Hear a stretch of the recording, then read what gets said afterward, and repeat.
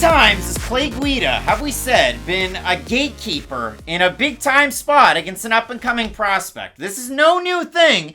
2 fights ago, co-main event spot, Marc-O Madsen. And in that fight, a split decision win for Marc-O Madsen. So Guida goes out, takes on my guy, Leonardo Santos. Fight Night Picks fans on Twitter, on Instagram, on the YouTubes, you folks know that I have a soft spot for Leonardo Santos. And in that fight, Leonardo Santos, I don't know why he didn't get the finish against Clay Guida in the first round. The referee decided, hey, let's let this one simmer. And so they do.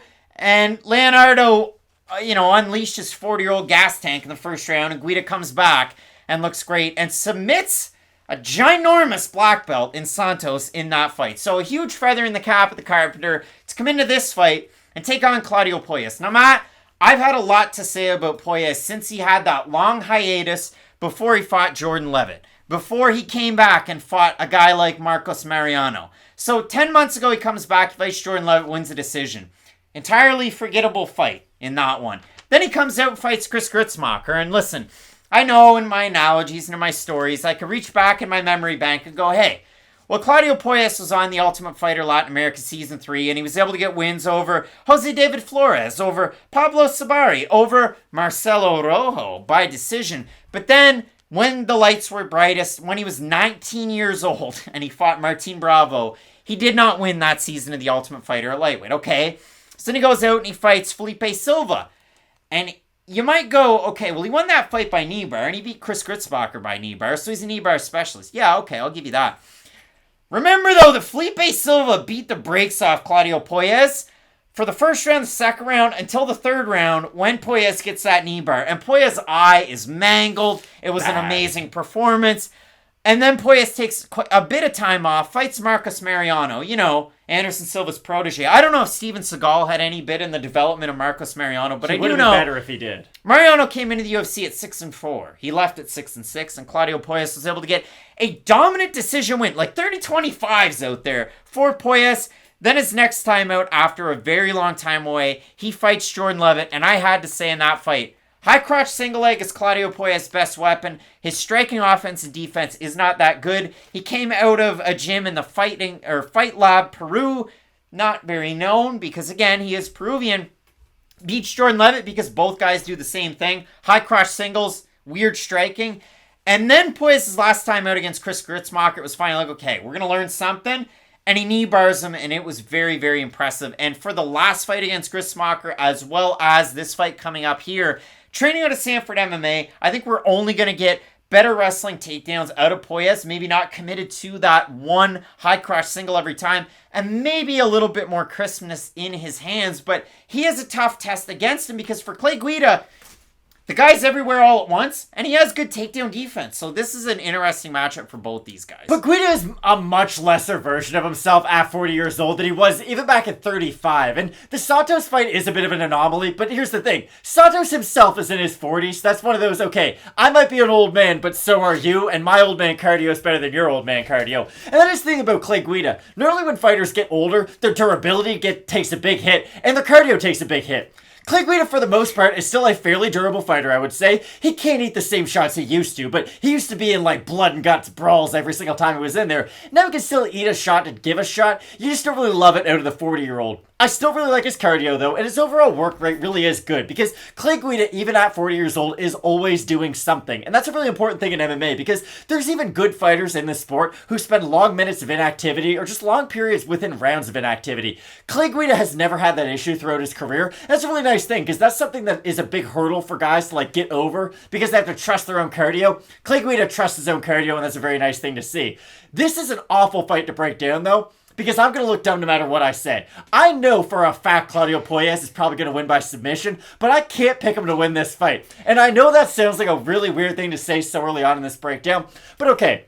Who's going to win every exchange on the feet for the most part? Clay Guida, in my mind, is going to be able to hit Claudio Puelles 4 times for every 1 time Claudio hits Clay Guida. And okay, Guida at 40, do I worry about his chin? Maybe a little bit, but is Claudio Puelles really the guy who's going to be able to go in there, put a lot of strikes together and hurt him? No, but I will say this. I think in the clinch, Claudio has decent strikes that could hurt Clay Guida. I do agree with you. He just like to go to that single leg, but when he is in the clinch, he will try to throw some elbows every now and then, try to throw some hooks while they exit the clinch. I do think those are strikes that could catch Clay Guida with his hands down where he's maybe not looking, because those are the strikes that always hurt you, the ones that you don't see coming. But for the most part, Clay Guida has way better cardio than Claudio Puelles, and it's not even close, I don't believe. He's the far better wrestler. He's the more dynamic wrestler. Other than age, I really like Clay Guida in this matchup, but I can admit that even if he goes for the offensive takedown, like I'm assuming he's going to at some point in this fight, because Clay Guida just does that in his fights. I'm not saying it's a good idea. I'm just saying he's probably going to do it. That's when Puelles' BJJ can really show how effective it is. He can sweep from the bottom. He's a very heavy fighter on top. He's just one of those fighters to where he's such a specialist, but I almost feel like Clay Guida is going to show him that specialty at some point throughout this fight. Again, I can't stress this enough. I can't wait to see the development of Puelles, because again, he was 19 years old and beat Marcelo Rojo, who at the time was in his mid-20s. So it's crazy to see Puelles for the inactivity, just to see, okay, well, you lost to Martin Bravo, but realistically, since then, it's been a clean sheet. It's 4-1 so far, like my Tottenham Hotspur, who lost to Brighton Hove Albion on the weekend, 1-0.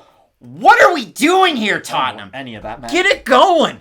Listen, there's a few people out there that know I'm a Tottenham fan that ask for the references, so you can see that I'm not that happy with the way they performed over the weekend. Love myself some Sonny. But when it comes to this fight, Matt, for El Nino, I do like what we've seen. I love that Gritzmacher win. Again, if I saw a picture of Clay Guida, because I've been wearing my glasses all day, so vision hasn't been my strong suit in this episode, but really, if you put a picture in the corner of the room and went, hey, is that Clay Guida or Chris Gritzmacher? I'd have to really, really think about it. I mean, the hair length. Beard, hair, no, they both have long hair. It's kind of curly. Much longer. No, Chris Gritzmacher has longer hair. I hear you. I just feel like Clay Guida's is iconic at this point. It flows, it goes around. Gritzmacher at least ties his up, looks a little professional. In the pictures, they look very, very similar. So the other thing that isn't so similar, though, Guida marked height disadvantage and reach advantage in this fight. And oh, by the way, I can guarantee you one thing out of this fight. John Anik will make a Mike Gundy reference and say that this man is 40. And yes, Clay Guida is 40. So we talk about the odds for this one. Surprised the hell out of me as, like, what we do to break the fourth wall. I write down all my notes. We do everything, whatever. We kind of discuss picks, but then we write down the odds right before the individual video. When I wrote down Clay Guida open a plus 150 and is now a minus 125, I was like, what? I said that out loud. Claudio Puelles open minus 175 is minus 101. So the odds have shifted and Guida's the favorite. The vote's on Tapology, though. That's a surprise to us. It is to you. I'm going to say over under 65% Claudio Puelles. I was going to say 70 Puelles, so I'll say above. All right. Look at that. On the dot. You looked at these I did not, I swear. 615 Normally total I'm wrong every time, so eventually I'm going to be right every time. 70% Puelles, 68% by decision. For the 30% that have Guida, 84% by decision.